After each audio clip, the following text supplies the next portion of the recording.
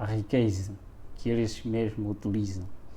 A riqueza, tanto pobres e ricos são escravos dos desejos e da ansiedade de adquirir aquilo que eles não têm. Os pobres têm medo e receio da sua pobreza e eles lutam para adquirir aquilo que eles não têm. E os ricos, por sua vez, eles têm medo de perder o que têm e eles vão à luta, a adquirir mais e mais para não perder o que têm e ter mais. Então todos eles tornam-se escravos de si mesmos. Insatisfeitos, a insatisfação toma posse das suas mentes e eles tornam-se escravos que não querem saber de quem os criou. Outro meio que é chamado a moda. Todo ser humano foi criado, todo ser humano, por natureza pecaminosa, com essa natureza pecaminosa, todo ser humano quer ser celebridade, quer aparecer em algum lugar, quer ser conhecido de várias formas. E todas as coisas neste mundo têm sempre um modelo. Então, a partir deste mesmo meio, eles utilizam os tipos de modelo que eles incentivam através das mídias, eles publicitam. Não importa que tipo de moda você segue, tanto a moda política, a moda econômica, a moda social, tipo de moda, eles criam para todo ser humano seguir um modelo e não um modelo verdadeiro, só para desviar a atenção do modelo verdadeiro que é Cristo, aquele que transmite o caráter verdadeiro no ser humano, retirar dele a imagem de Deus. E o terceiro meio é divertimento, é entretenimento. Neste é fazer com que o homem, o ser humano, passe mais tempo com as coisas banais do que com Deus. Vai gastando o seu tempo de vida que Deus lhe deu até se distrair e não ter chegar o seu tempo, não fazer nada. Então torna-se escravo até a morte. Temos também, por outro lado, só estou a ocultar de toda a maldade que se fez, que às vezes são coisas banais, de tudo quanto nós fizemos, tantos sacrifícios, tantos encontros nacionais e encontros internacionais, de grandes homens que o próprio Satanás escolheu e nos reuníamos. Em todas as áreas do saber deste mundo, tinha sempre um representante. E eu vou falar das revoluções que o próprio Lúcifer criou.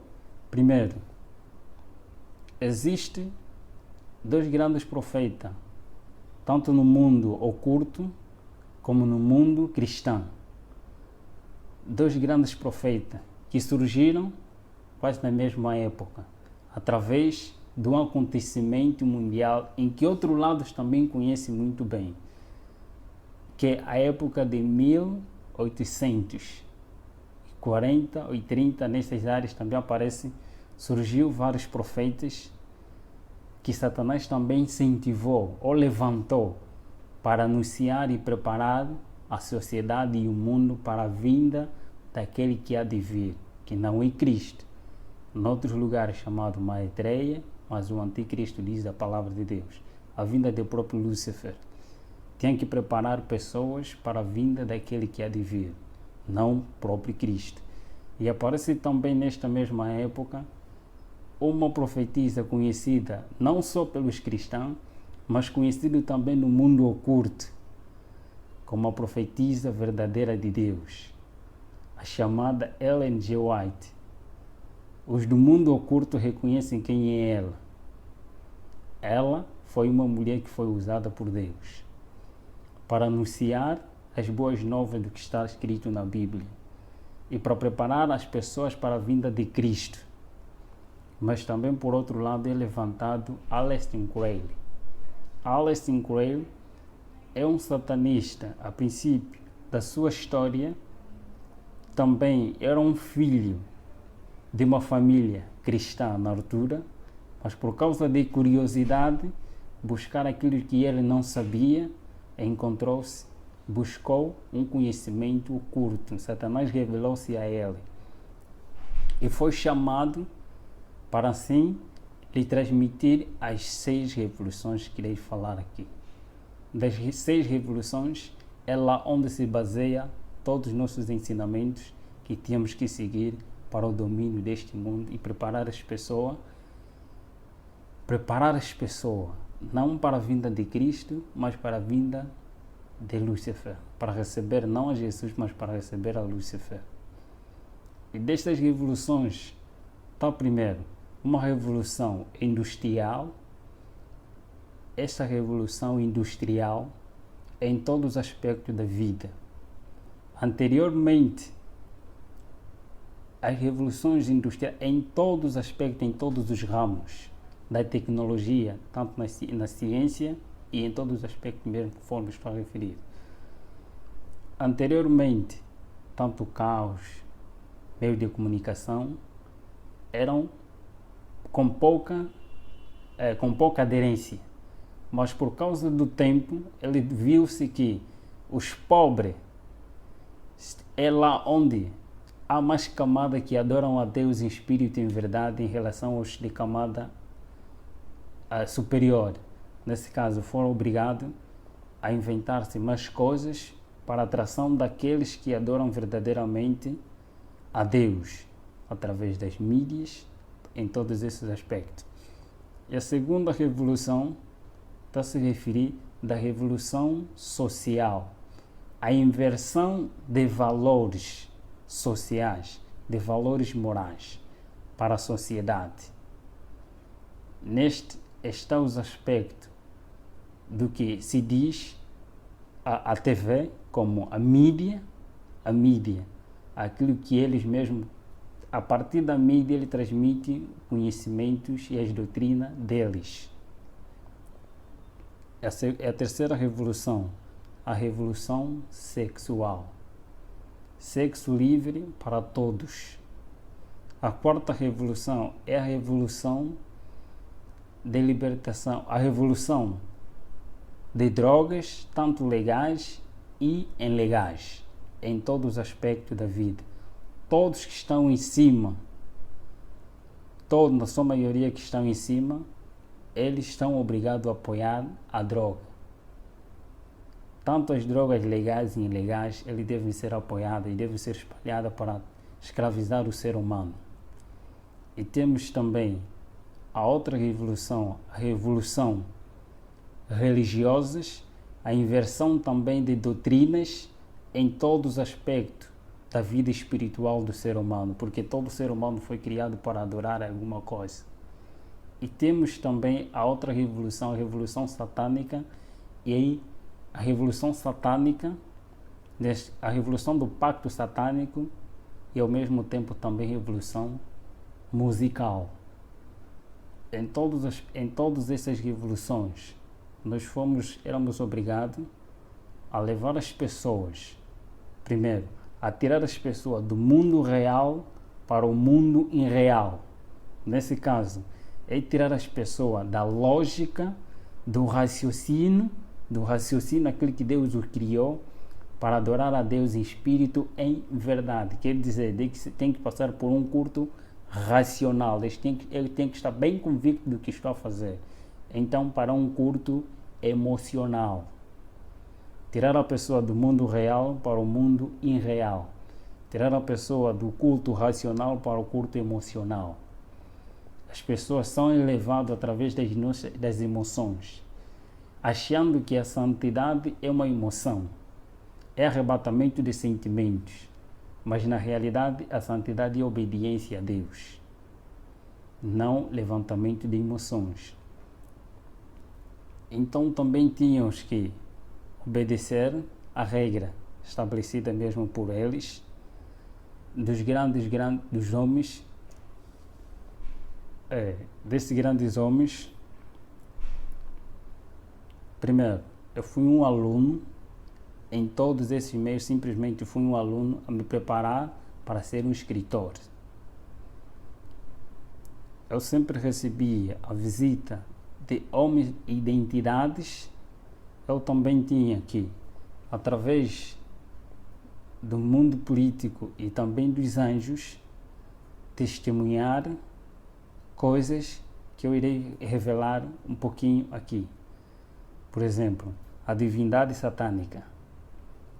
A divindade satânica também está constituída por 3 etapas, por 3 grandes grupos. E nenhum anjo tem o poder e o privilégio de fazer o que o grupo de outros anjos assim fazem. Primeiro grupo de anjos maus, chamados espíritos amigos. Esses anjos têm o poder de se personificar qualquer ser humano que uma vez existiu neste mundo, sem deixar nenhum detalhes. E o segundo são os grupos, o segundo grupo é anjos de guerra, os guerrilheiros. Esses têm a função de criar guerra entre família, guerra entre amigos, guerra na sociedade e guerra entre as nações. Ele tem este privilégio. E o terceiro grupo, chamados os mais malvados existentes neste planeta, são os anjos opressores. Esses são os mais cruéis que trabalham nos laboratórios. Poucos deles trabalham nos laboratórios, mas muitos deles ainda estão encarcerados. Tarde ou cedo também serão libertos.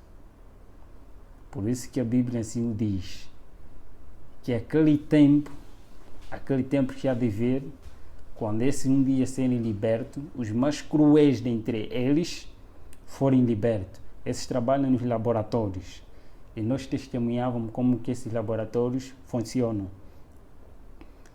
Criando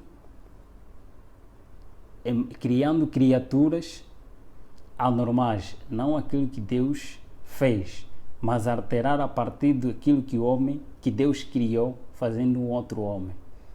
Eles trabalham nos laboratórios para fazer todas essas coisas.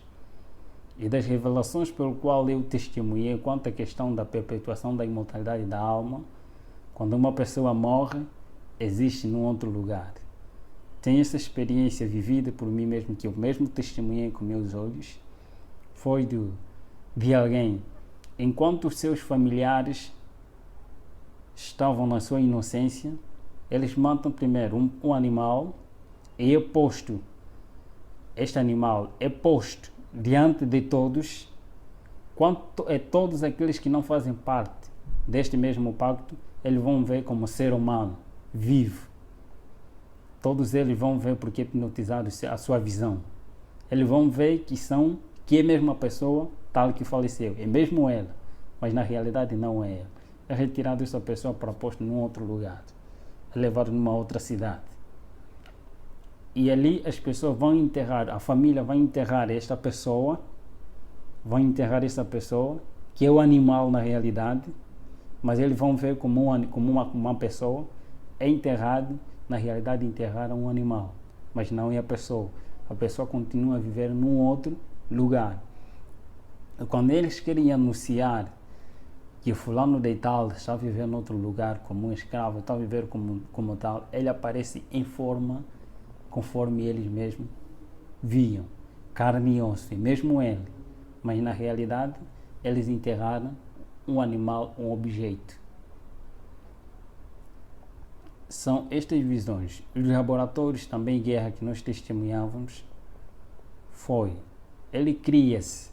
eles criam mesmo a partir desses que é tese e antítese. Cria-se 2 grupos quanto à questão de guerra. Todos eles fazem parte do pacto. E desses que fazem parte do pacto, quando há guerra, há derramamento de sangue. Quando há